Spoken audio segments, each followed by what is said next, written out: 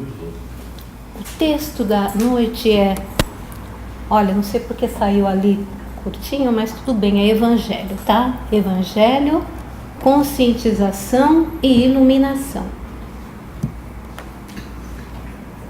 Então a gente vai começar. Iluminação de consciência. Essa aqui é a figura do Natanael ben Elias, o paralítico de Cafarnaum. Alguns de vocês já conhecem a história de que ele, com a ajuda de outras pessoas, ele procurou Jesus, conseguiu fazer um buraco, abrir um buraco na casa onde Jesus estava curando as pessoas enfermas que o buscavam, e com a ajuda de algumas pessoas conseguiu chegar até o Rabi e ser curado por ele. Eu pediria licença a vocês de ler um pequeno texto, não vou lê-lo na íntegra, somente uma parte. Um texto psicografado por Divaldo Franco, e a autora desse texto é Amélia Rodrigues, que fala deste momento, Então, vamos ouvir o texto. Natanael ben Elias, o paralítico de Cafarnaum, acabara de ser completamente curado por Jesus, voltando a andar. Todos estavam em festa, exceto o mestre, que meditava seriamente. Simão, buscando romper o silêncio de Jesus, então pergunta... Eu acredito que sim, eu estou me ouvindo.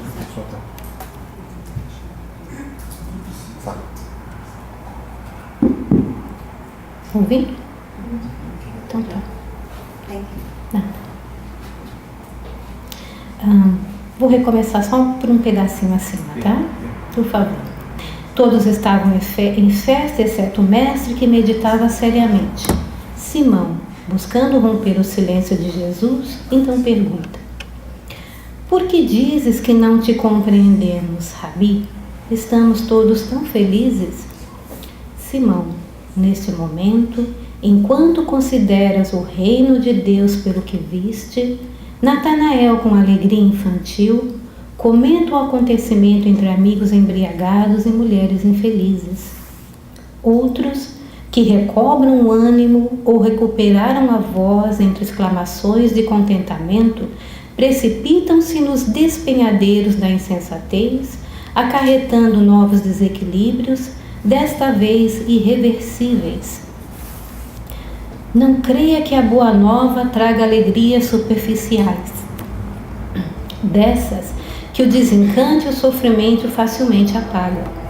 O Filho do Homem, por isso mesmo, não é um remedão irresponsável que sobre tecidos velhos e gastos costura pedaços novos, danificando mais a parte rasgada com um dilaceramento maior. A mensagem do reino, mais do que uma promessa para o futuro, é uma realidade para o presente. Penetra o íntimo e dignifica, desvelando os painéis da vida em deslumbrantes cores. Eu sei, porém, que me não podeis entender, tu e eles por enquanto, e assim será por algum tempo. Mais tarde, quando a dor produzir amadurecimento maior nos espíritos, eu enviarei alguém em meu nome para dar prosseguimento ao serviço de iluminação de consciências. As sepulturas quebrarão o silêncio que guardam e vozes em toda parte clamarão lecionando esperanças sob o auspício de mil consolações. E a gente sabe que esse Consolador que vai ficar junto com a gente e que continua, todos nós sabemos que é o Consolador prometido.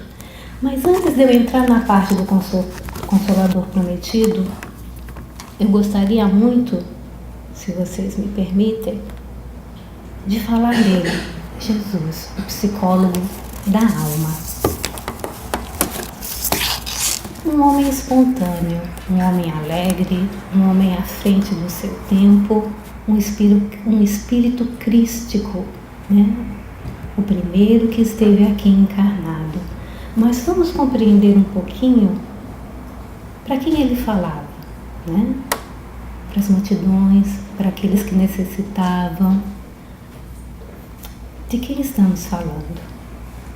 De uma pessoa singular, um psicólogo por natureza, conhecedor da alma humana, né?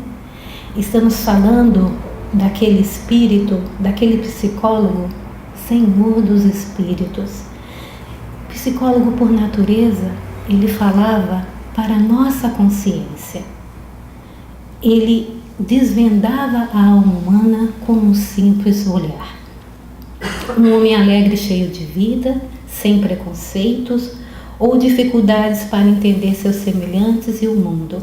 De uma pessoa singular, sem ser arrogante e que vivia com e com sua cultura o ditava. Ele vivia na época junto com os homens, seguindo suas regras, mas ele se destacava pelo seu imenso amor e sua imensa compreensão da alma humana. Quando nós buscamos um psicólogo, o que nós buscamos? Alguém que nos compreenda, alguém que nos guie em caminhos tão difíceis, alguém que consiga nos perceber dentro daquele tumulto que existe em nós mesmos. E ele estava lá, e ele continua aqui ainda. Um homem que pela sua nobreza foi utilizado como todo missionário, como um referencial de projeção de mitos e heróis pela própria necessidade da sociedade. De voz suave e firme, de olhar meigo e penetrante, de gestos suaves e decididos, semblante calmo e ativo, ele pregava sem impor, atingindo o coração do ser humano pela autoridade moral e pela sabedoria que era portador. Era não, é. Como era a psicologia do Cristo? Impunha-se pelo exemplo e pela autoridade moral. Dava a cada um de acordo com as suas necessidades evolutivas. Então ele olhava, ele vasculhava, ele dava o quê? A abertura da pessoa se conhecer. Quando ele ensinava, ele respondia com uma outra pergunta. Por quê? Para que nós reflexionássemos sobre aquilo que ia em nossa alma. Ele nos prescustava, ele nos devastava com amor, com carinho e, sobretudo, com respeito. Com respeito diante daquele que estava na frente dele. Porque além de saber do nosso estado evolutivo, ele sabia da nossa grandeza e do nosso futuro que iria à frente, que todos nós iríamos nos tornar anjos, espíritos crísticos, assim como ele. O seu respeito era profundo. Impunha-se pelo exemplo e pela autoridade moral, a cada um de acordo com suas necessidades evolutivas. Agia com firmeza quando o momento exigisse, com brandura quando a situação comportasse e com silêncio quando o assunto não merecesse palavras. Quanto de nós consegue fazer isso? Principalmente a última parte. Ficar quieto, calar. Essa é a mais difícil. A gente sai primeiro perguntando, falando, depois a gente para e eu não devia ter falado, para que eu falei? Sua personalidade superior exalava amor e equilíbrio. Sua presença derramava fluidos curadores no ambiente.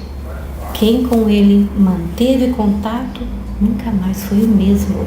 Ele curava e provocava reflexões íntimas naturalmente. Estar em sua presença significava ter que refletir sobre si mesmo. Ele tocava a alma. Características da mensagem do Cristo: transformadora e educativa.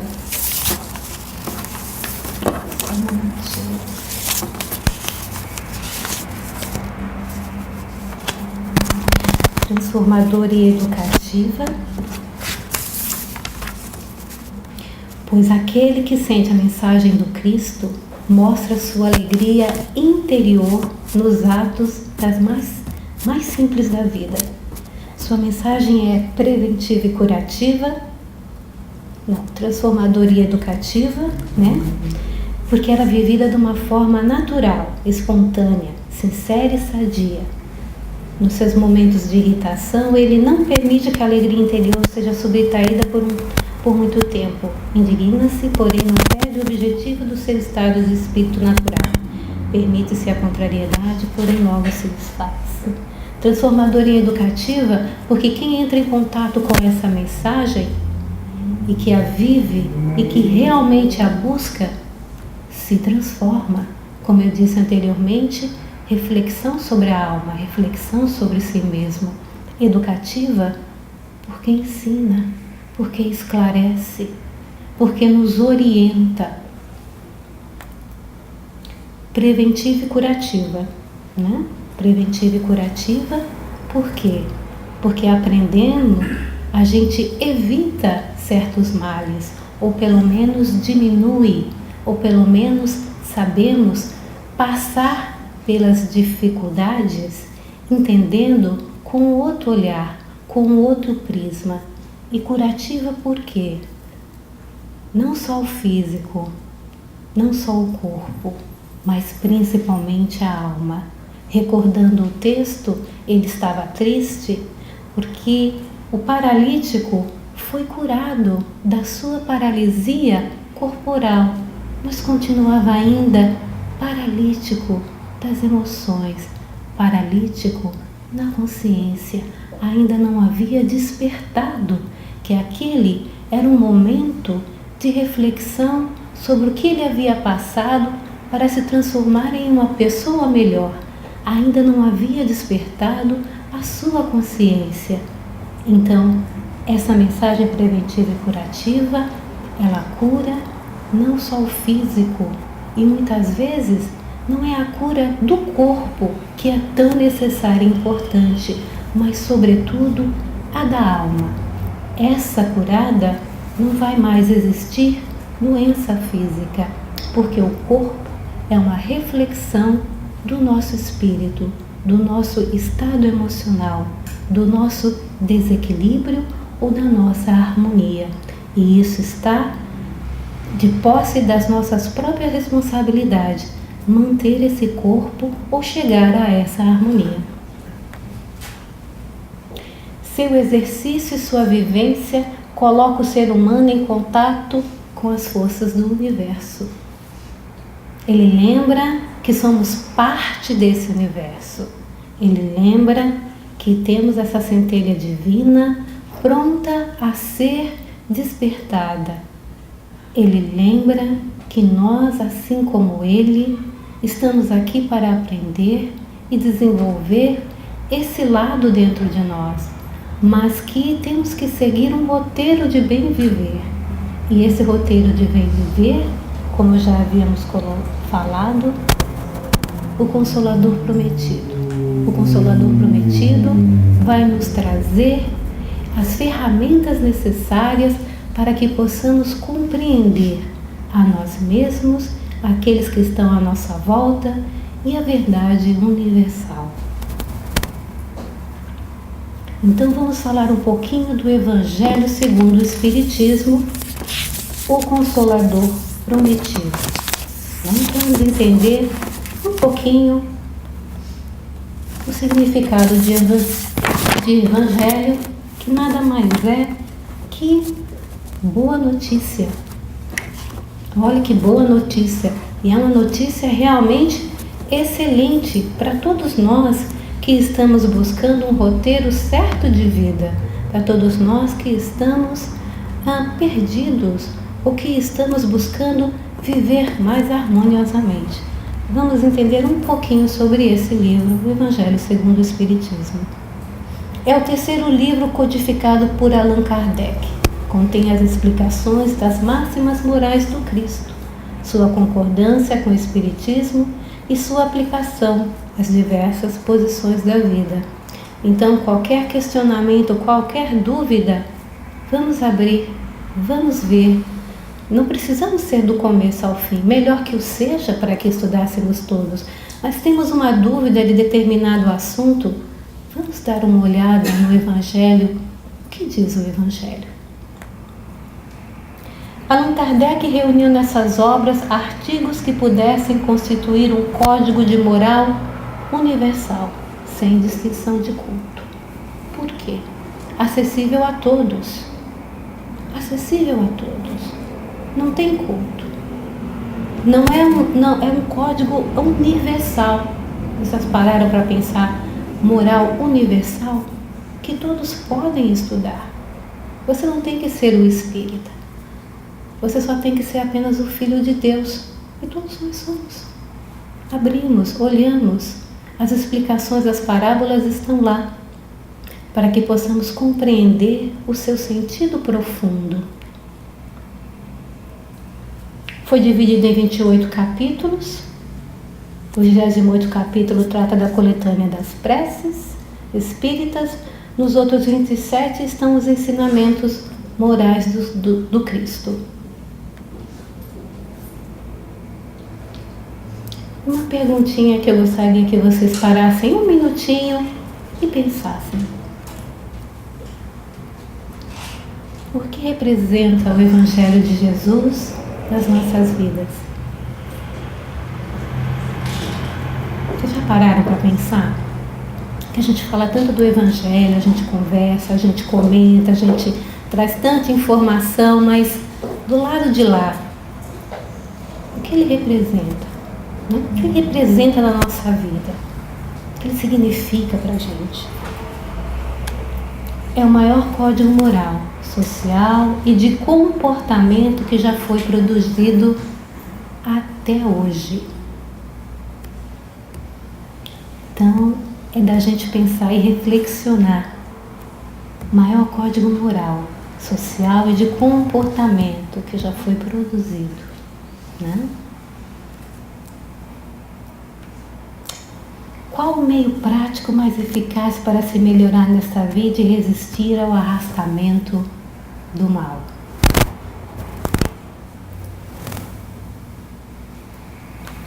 Conhecer-te a ti mesmo. E isso o Evangelho nos oferece ferramentas para esse processo de autoconhecimento. E a gente vai entender um pouquinho o que é conhecimento, né? Eu gosto muito de traduzir as palavras, de procurar os objetivos para a gente compreender melhor. Porque quando fala conhece-te a ti mesmo, conhecer é uma atividade mental por meio da qual o ser humano se apropria do mundo ao seu redor. Quando Sócrates nos revelou o conhece-te a ti mesmo, queria apenas que cada um de nós tomássemos consciência da sua própria ignorância. Quando ele disse conhece-te a ti mesmo, né, para a gente parar e pensar e fazer essa reflexão, até quanto, não o que eu sei, mas até quanto eu não sei. Porque há pessoas que acham que sabem tudo, e aí essas pessoas realmente estão estagnadas. Porque enquanto a gente tem aquela sensação de que não conhece tudo, a gente vai sempre buscar mais, a gente vai enriquecer mais, a gente vai abrir o nosso estado mental e espiritual para as novas informações, para a busca de algo, para a comparação do diferente, para a comparação e juntar toda essa informação e ir buscando cada vez mais. O conhecimento ele é um processo, né? Ele é um processo. Pode reparar que qualquer profissional de qualquer área, qualquer profundo pesquisador, quando você lhe pergunta, ele diz ainda mais a se conhecer, continuo estudando, estou buscando. É essa vontade de conhecer, mas esse conhecimento ele não precisa só ser o externo, ele é o interno também, de se olhar. Se queremos nos transformar em pessoas melhores, temos que conhecer a verdade. Coloquei verdade de letra maiúscula para a gente pensar um pouquinho o que é verdade. O que é verdade? Cada um tem sua verdade, né? O que é verdade? São pequenas reflexões, pequenas palavras, para que a gente pare um pouquinho, pelo menos nesse momento, e reflexione, né? Verdade. O que é verdade para você? O que é verdade para mim? O que é verdade para todos nós? Eu tenho resposta, vocês têm outras com certeza. Se a gente for fazer uma enquete aqui, cada um vai sair com uma verdade. Verdade interior. Aqui trazemos em nós mesmos para fazermos uma contrapartida com a verdade universal. Isso aqui pulou. A verdade universal, que o Evangelho de Jesus é uma perfeita síntese. Então a gente tem que o quê? Conhecer a verdade interior nossa. Para fazer o quê? Uma contrapartida com a verdade universal. Verdade universal, leis morais, que contém no livro o Evangelho. O que é essa contrapartida? É a gente pegar o livro e estudar e ler e endereçar não ao outro, né? Porque a gente tem essa mania de olhar assim, isso aqui serve para fulano, isso aqui serve para, né? Isso aqui, olha, se fulano lesse isso, meu Deus, como cabe para essa pessoa, nossa, eu vou mandar, vou dar de presente. Ainda faz a notinha, né? Ainda põe, olha que interessante se você ler essas páginas, né? E esquece que quando ele está nas nossas mãos, primeiramente é para nós. É para nós fazermos essa reflexão com a verdade que a gente carrega dentro da gente, que a gente conhece e que é mutável, que vai mudando graças a Deus. E fazendo essa reflexão dessa verdade que existe dentro da gente, será que está de acordo com a verdade desse código de comportamento? O que eu penso desse assunto que está exposto aqui? Como é que eu me comporto? Como é que eu sinto, né? Como é que eu sinto, de repente, esse capítulo, por exemplo, honrar pai e mãe? O que ele diz aqui? Como é que é o meu comportamento? Como é que é o meu sentimento quando ele me fala, né? O que bate lá dentro? Por isso que é um livro para ser reflexionado, gente, e sentido, devagar. Por isso que a gente volta várias vezes a um capítulo. A gente termina de ler e aí a gente volta de novo, ou vai para um capítulo específico e a gente encontra um ponto que a gente às vezes não havia visto. Encontra uma referência que de repente, mas eu não havia notado isso. Ou depois de alguns anos a gente vai ler o mesmo capítulo e diz, nossa, naquela época eu pensava assim, mas eu estou vendo que é mais profundo, né? E a gente se identifica muito. Quanto de nós já abriu o Evangelho e fala assim, ai, foi para mim. É para todos. Porque é a nossa vivência do dia a dia, são as nossas dificuldades, são os nossos entraves. O Evangelho nos faz o quê? Recordar que as leis de Deus está escrito na consciência, né? Se a lei de Deus está escrito na nossa consciência, você está lá, para que eu preciso do Evangelho? Já está lá, ué. Já está lá na minha consciência. Eu tenho que ler, mas ele já não está lá. Mas o Evangelho nos lembra. Porque está lá, mas muitas vezes a gente não acessa, ou a gente não quer acessar, ou a gente não se lembra. Então o Evangelho nos faz recordar que as leis de Deus está escrito na consciência, né? E falando em consciência,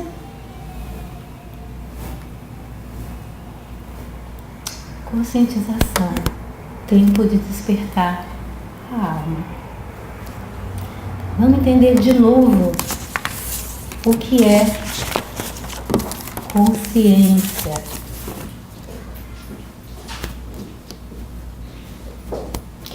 Consciência é o ato psíquico mediante o qual uma pessoa enxerga a sua presença no mundo. É também uma propriedade do espírito humano que permite reconhecer-se os atributos essenciais. A filosofia considera que a consciência é a faculdade humana para decidir ações e se responsabilizar pelas consequências de acordo com a concepção do bem e do mal. A consciência surge quando aprendemos a utilizar a informação para a transformação. Que informação? Várias informações, principalmente o Código de Leis Universais que está lá. Vai fazer o quê? Vai trabalhar esse nosso estado de conscientização. Adquirir a consciência plena é uma finalidade da existência na Terra e constitui a meta máxima que nós estamos aqui, a luta do ser inteligente. Jesus diz: são os olhos a lâmpada do corpo. Se os teus olhos forem bons, todo o teu corpo será luminoso. Se, porém, os teus olhos forem maus, todo o teu corpo estará em trevas. Portanto, caso a luz que há em ti sejam trevas, que grandes trevas terão. É uma reflexão do que vai dentro de nós, né? Esse estado luminoso. Como é que é dentro da gente? Se dentro da gente não é bom, o nosso olhar jamais será bom diante da vida. Se nós não trabalharmos as nossas dificuldades, as nossas imperfeições, o nosso orgulho, né? A nossa vaidade e todos esses que a gente já conhece, né? Que a gente sempre vem conversando aqui sobre a reforma íntima, se a gente não trabalhar, como é que vai ser esses nossos olhos? Não vão ser bons. Os olhos espirituais, aquilo que Jesus quis dizer, é a mente lúcida. São a chama que desce ao abismo do individualismo para iluminar os meandros sombrios das experiências passadas, que deixam marcas psicológicas profundas, ora ressumando de forma negativa no comportamento do ser. Ele quis dizer que, claro, fomos criados simples e ignorantes, estamos no caminho da evolução e trazemos marcas de muitas reencarnações. É um processo, temos que lembrar disso.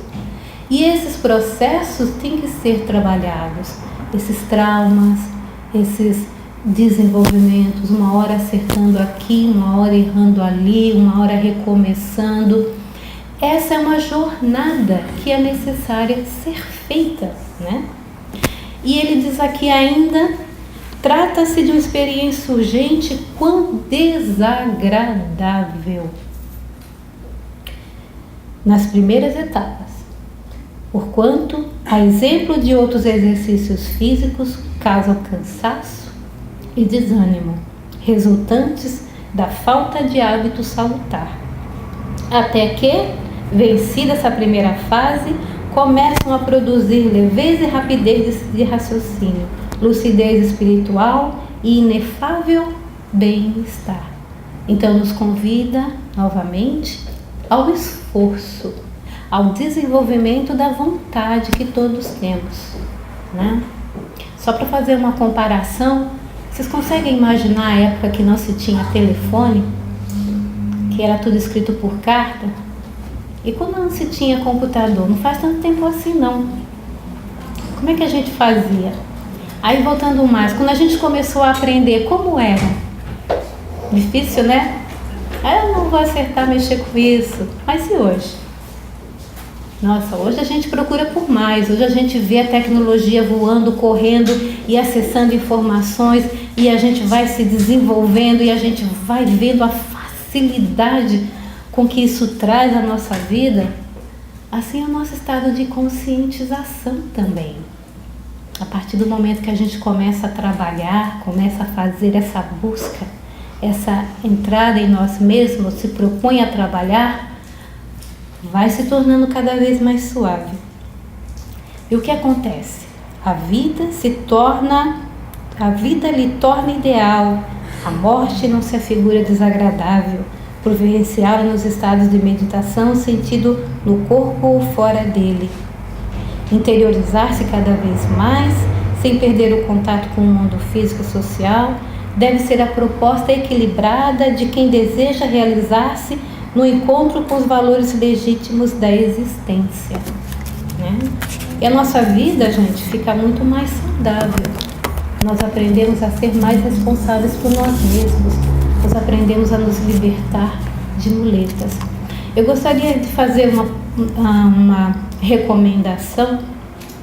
Quem tiver oportunidade, busquem esse livro. Autodescobrimento Interior. Autodescobrimento, uma busca interior, da Joana de Ângeles. Ela fala muito sobre o estado de despertamento da consciência. Claro, com muita propriedade. É um livro, gente, que vale a pena ser lido. É muito interessante, é muito profundo. E ela nos alerta e também dá todas as ferramentas para que a gente possa passar por esse estado. E ela fala de conscientização e responsabilidade, conscientização e sofrimento. O tempo aqui é curto, eu não poderia entrar em maiores detalhes, nem mesmo gostaria, porque não sou psicóloga, não tampouco conheço, tenho cabedal para falar propriamente desta obra, mas realmente é uma obra que vale a pena ser lida e reflexionada, tá? O nome está aqui, é muito, muito interessante. Autodescobrimento, uma busca interior, faz parte da série psicológica dela. Quem tiver a oportunidade, a curiosidade de começar a ler a série psicológica dela, é um começo de trabalho interior magnífico. Parece difícil no começo, porque nós não estamos acostumados a uma linguagem um pouco mais técnica, mais profunda, mas como ela mesmo disse, a gente precisa aprender a se aprofundar e entrar em processos mais profundos e usar a nossa inteligência para aprendermos. A gente não pode ter o costume de querer também tudo muito mastigado. É preciso um esforço, né? Espiritismo também é cultura. E aqui, dando continuidade à conscientização, vou fazer mais uma outra perguntinha para vocês. Hoje eu vou fazer bastante pergunta. Quem sou eu? E vocês? E vocês? Quem são vocês? Quando a gente faz essa pergunta, quem sou eu? Né? Quem sou eu? Ou quem é você? Dependendo do objetivo. As pessoas sempre falam isso mesmo. Ah, eu sou Fátima, eu tenho tanto isso, eu sou casada com fulano, eu gosto disso, eu trabalho aqui, eu vivo ali, eu faço isso. Vocês já repararam como a gente sempre projeta tudo para o lado de fora? Nosso foco é sempre para o lado de fora, nunca para o lado de dentro. Quem sou eu? Um espírito imortal. Essa pergunta é muito interessante, né? A gente já parou para perguntar quem é? Quem somos nós? Quem somos? Nós somos a soma de muitas reencarnações. Hoje eu estou Fátima. Numa outra vida eu fui outra pessoa. Na futura, Deus queira que eu seja melhor. É uma soma. Já paramos para pensar nisso? Quem sou eu? O momento que nós estamos. O que a vida, nesse momento que eu estou, está nos convidando a aprender? Nos convidando a desenvolver? O que a vida, nesse momento, na vida de cada um, está nos convidando? Essa pergunta para vocês. O que cada um está sendo convidado pela vida? Uma parte eu vou dar a resposta. Autoconhecimento.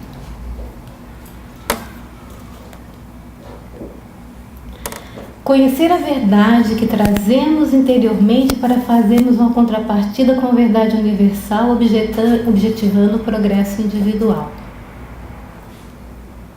Vamos reflexionando.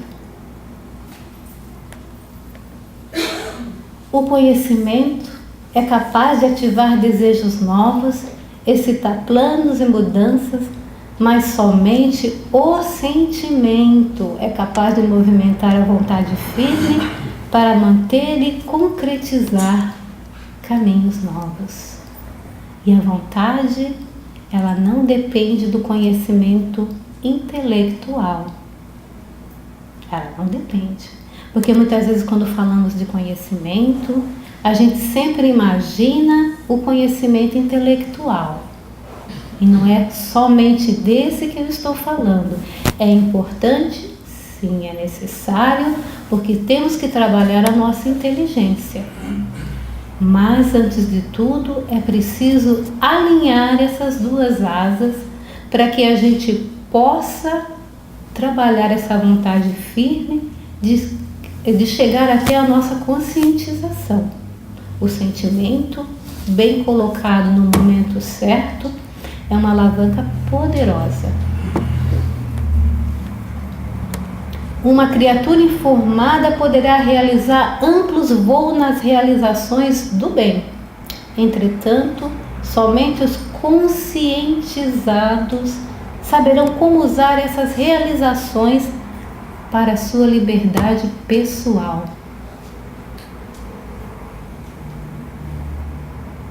Você vê a importância da conscientização. Para que a gente se conscientiza?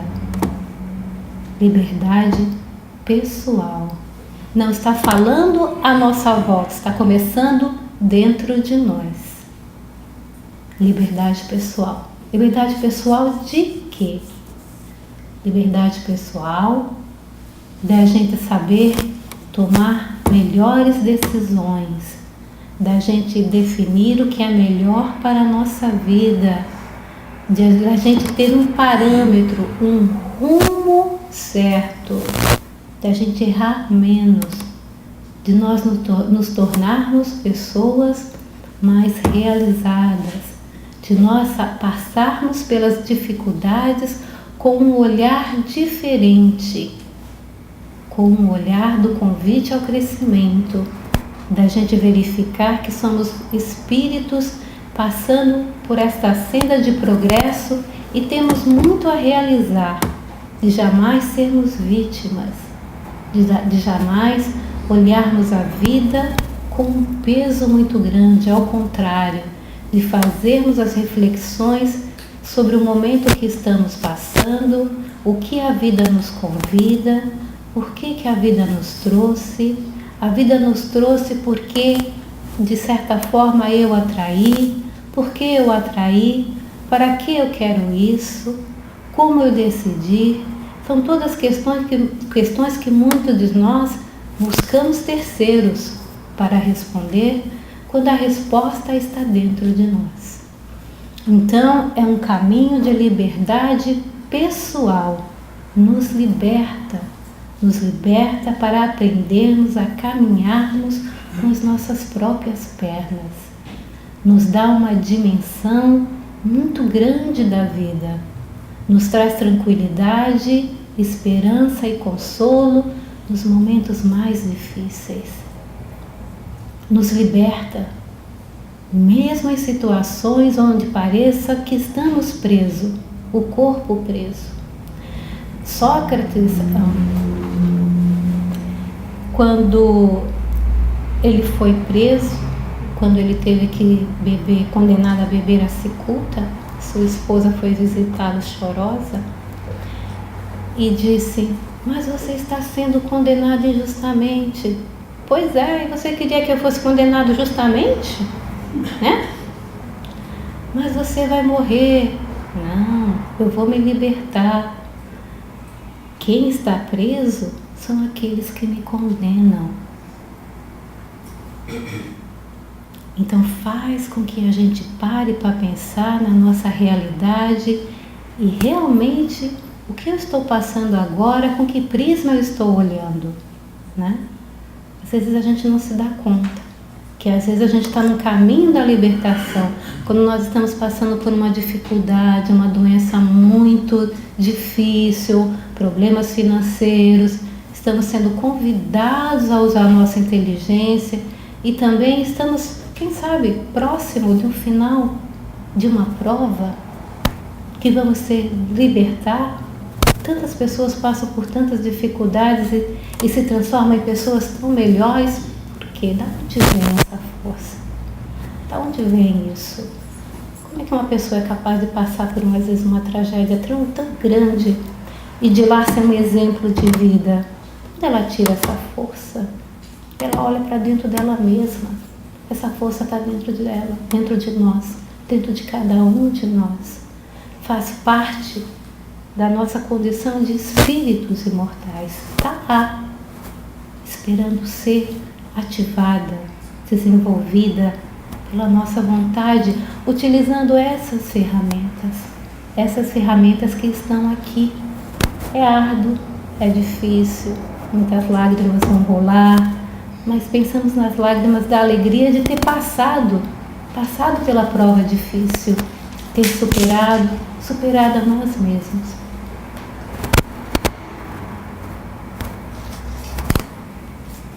Iluminação, brilha a vossa luz. Eu vou pedir uma licença novamente para ler um pequeno trecho.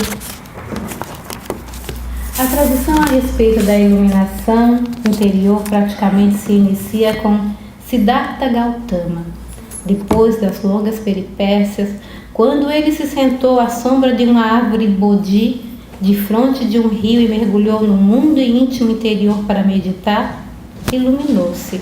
Dias mais tarde, um jovem discípulo, vendo-o meditando, comoveu-se e ficou contemplando. Quando ele abriu os olhos, o jovem indagou-lhe: Mestre, tu és Deus? Não, não sou. Então, tu és um anjo?